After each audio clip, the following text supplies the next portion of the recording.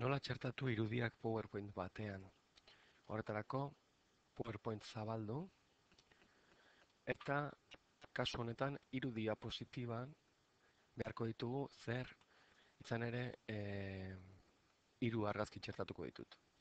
Beraz, argazkiak lehen aipatutako karpetan eukiko ditut, bai?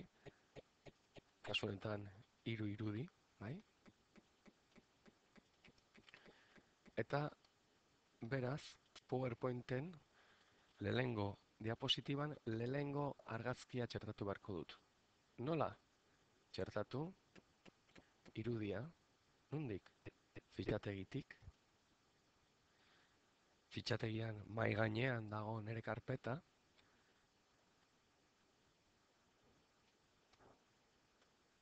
Karpeta berria izenekoa, eta hor irudiak.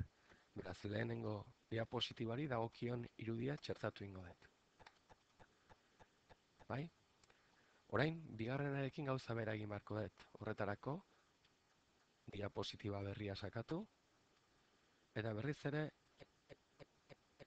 lehen egindakoa errepikatu beharko dugu. Irudia, nondik fitxategitik, kasuetan bigarrena aukeratu, eta txertatu. Eta azkenik, hirugarrenarekin gauza bera egin beharko dugu, horretarako diapositiba sortu, eta ondoren irudia txertatu. Kasu honetan, hirugarrena. Bai? Behin, irudia dauzkadanean, gorde egin beharko dut. Bai? Nun gordeko dut? Lehen esan moduan, dena karpeta berdinean. Bai? Aurkezpena bat izenarekin gordeko dut kasu honetan.